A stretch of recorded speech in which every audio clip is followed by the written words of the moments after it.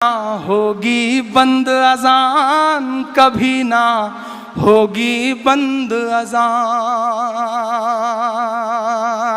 पढ़ता हूं, थोड़ा सा और बेदारी आपकी मांगता हूं साहब, कि कभी ना होगी बंद अजान, कभी ना होगी बंद अजान। पीछे वालों, आप पे इल्जाम है कि आप सिर्फ मजहबी शेर पे दाद देते हैं, अगले मिसरे पे दाद देके उस इल्जाम को झुटलाइएगा कि कभी ना होगी बंद अजान, कभी ना होगी बंद अजान। इसी बीच चाय हाजिर हो गई है।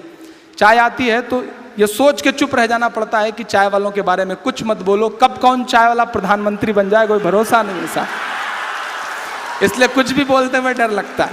चाय आई है तो मेरे जहन में चार मिसरे भी आ गए कि चाय चाय करते थे।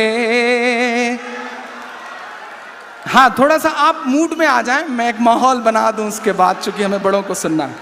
कि चाय चाय करते थे, बहुत संजीदा हो गए थे आप, आपकी संजीदगी खत्म करता हूं। कि चाय चाय करते थे, गाय गाय करते हैं, चाय चाय करते थे। फिर रोए राजकोट में साहेब, मुझे गोली मार दो, मेरे दलित भाइयों को गोली मत मारो। याद है ना ऊना के बाद उनका बयान, जब वो पूरे देश को चूना लगाने की कोशिश कर रहे थे और चूना उल्टा पड़ा तो हालत ये हो गई साहब कि दलितों को बैलेंस करने के लिए न जाने कहां से खोज के निकाल के एक साहब को ले आए।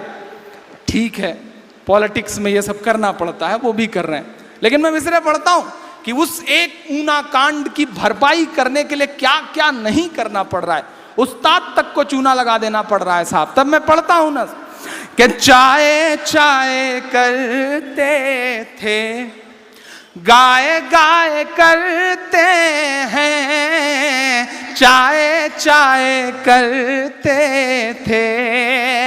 चाय चाय करते थे, गाय गाय करते हैं, जागे हैं दलित जब से, हाय हाय करते हैं, जागे हैं दलित जब से, हाय हाय करते हैं। टीपू सुल्तान की सरजमीन पे खड़ा होकर के इमरान बोलता है बड़े यकीन के साथ, बड़ी उम्मीद के साथ। शायरों की जुबान कब कबूल हो जाए, कबूल होती रहती है साहब, अल्लाह करे कि आज कबूल ही हो जाए। मैं पढ़ता हूं साहब, पूरी दुआ के साथ पढ़ रहा हूं कि जागे हैं दलित जब से, हाय हाय करते हैं, कि 2.5 साल बाकी है, आने दो जरा 19। 2.5 साल बाकी है, आने दो जरा 19। दिल्ली भी ये कह देगी, बाय बाय करते हैं, दिल्ली भी ये कह देगी, बाय बाय करते हैं, जागे हैं दलित जब से, कि कभी ना होगी बंद अजान, कभी ना होगी बंद अजान। अगले मिसरे पे मिल करके आपकी तालियों का शोर जाए पूरे मुल्क में कि कभी ना होगी बंद अजान, कभी ना होगी बंद अजान। आरती और अजान से मिलकर, आरती और अजान से मिलकर बने हैं हिंदुस्तान, कभी ना होगी बंद अजान, कभी ना होगी बंद अजान, होगी बंद अजान, कभी ना होगी बंद अजान। आरती और अजान से मिलकर, पिछले दिनों मुझसे एक इंटरव्यू में कहा गया कि इमरान साहब हुकूमत के खिलाफ बड़े हमलावर रहते हैं और खास तौर से पार्टी विशेष के खिलाफ क्यों। लम्हा भर के लिए मेरा जवाब सुनिएगा। मेरे अब्बू बैठे हैं, मैं इसलिए इस बात को खास तौर पे कहना चाहता हूं। बहुत नुकसान किया है साहब उस पॉलिटिकल पार्टी ने इस मुल्क का ही नहीं, मेरा व्यक्तिगत नुकसान किया। मैं 7वीं में पढ़ता था, मुझे याद है, कॉलेज छोड़ करके, स्कूल छोड़ करके क्रिकेट खेलने जाया करते थे, भाग जाते थे स्कूल बंक करके। मेरा एक दोस्त हुआ करता था श्रीकांत मिश्रा, हम दोनों भाग जाते थे स्कूल छोड़ करके क्रिकेट खेलने, कहीं किसी बाग में, कहीं किसी मैदान में। और थोड़ी देर बाद जैसे सब बच्चों की तलाश शुरू होती है, मेरी भी तलाश शुरू होती थी। अब्बू जब हमें पकड़ पाते थे तो जितने थप्पड़ मेरे हिस्से में आते थे उतने ही थप्पड़ श्रीकांत के हिस्से में भी आते थे। या कभी श्रीकांत के पिताजी हम दोनों को पकड़ पाते थे तो जितना श्रीकांत के हिस्से में पिटाई होती थी उतना ही मेरे हिस्से में भी। लेकिन कक्षा 7 से और आज के हालात में बदलाव यह हुआ है कि आज मेरे अब्बू अगर एक थप्पड़ श्रीकांत को मार दें या श्रीकांत के पिताजी एक थप्पड़ मुझे मार दें तो वो थप्पड़ कब हिंदू मुसलमान में बदल जाएगा, आप इस बात का गुमान भी नहीं लगा सकते। ये नुकसान किया है उस पॉलिटिकल पार्टी ने, उस विचारधारा ने इस मुल्क का।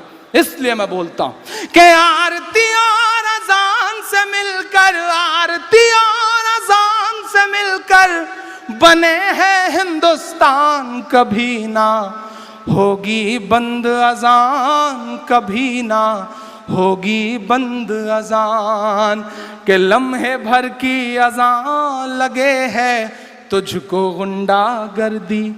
मैं नाम नहीं लूंगा, नहीं आप जान जाएंगे कि मैं सोनू निगम की बात कर रहा हूं। मैं पढ़ता हूं साहब, जिस शख्स के गाने गा गा करके उस शख्स ने अपना कैरियर बनाया, वो ये भूल गया कि वो मोहम्मद रफ़ी साहब खाने काबा में अजान देने की ख्वाहिश लिए हुए दुनिया से चले गए। उसे नहीं पता शायद ये एहसास, ये बात, वरना उसके पीछे हो सकता है कोई ताकत हो जो उससे ये बुलवा रही। मैं पढ़ता हूं साहब कि लम्हे भर की अजान लगे है तुझको गुंडागर्दी, हमने तेरे गाने घंटों झेले हैं बेदर्दी, हमने तेरे गाने घंटों झेले हैं बेदर्दी, के लम्हे भर की अजान लगे हैं तुझको गुंडागर्दी, हमने तेरे गाने घंटों झेले हैं बेदर्दी।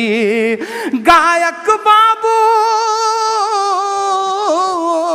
गायक बाबू बेहद नालायक है तेरा बयान, कभी ना होगी बंद अजान, कभी ना होगी बंद अजान। आखिरी बंद पढ़ता हूं साहब, मेरा ईमान, मेरा यकीन, मेरा दिल धड़कते हुए जो कहता है उसे महज 2 मिसरों में ढालता हूं कि जिस दिन इस दुनिया में अज़ां की सदा नहीं आएगी। आपके भी ईमान में हरारत पैदा हो तो बताइएगा मुझे कि जिस दिन इस दुनिया में अज़ां की सदा नहीं आएगी, जिस दिन इस दुनिया में अज़ां की सदा नहीं आएगी, रात ही रह जाएगी उस दिन सुबह नहीं आएगी। कि जिस दिन इस दुनिया में अज़ां की सदा नहीं आएगी, रात ही रह जाएगी उस दिन सुबह नहीं आएगी। अल्लाह तुझे हिदायत दे दे, अल्लाह तुझे हिदायत दे दे, ले आए ईमान, कभी ना होगी बंद अज़ान, कभी ना होगी बंद अज़ान। और जाते जाते महज 2.5 मिनट की एक बंद की एक नज़्म पढ़ के जाता हूँ। मैं वो मौका गंवाना नहीं चाह रहा, पता नहीं कब आज़ाद साहब मुझे नसीब हो किसी इस तरह के मुशायरे में। महज 2.5 मिनट की एक नज़्म सुनाता हूँ आपको। आप कश्मीर से आते हैं, कश्मीर मुझे बहुत पसंद है, कभी जा नहीं सका कश्मीर, लेकिन न जाने क्यों कश्मीर बहुत पसंद है। बड़े बुजुर्गों से कहानियाँ सुनी हैं कश्मीर की। कश्मीर मुझे इसलिए भी पसंद है कि गुलाम नबी आज़ाद साहब वहाँ से आते हैं, लेकिन कश्मीर मुझे इसलिए भी पसंद है कि आज से 4-5 साल पहले IAS एग्ज़ाम को टॉप करने वाला जो शख्स होता है डॉक्टर शाह फैसल, वो उसी कश्मीर से आता है। कश्मीर मुझे इसलिए भी पसंद है कि पिछले साल 2nd टॉपर जो होता है अतरुल शफी, वो भी उसी कश्मीर से आता है।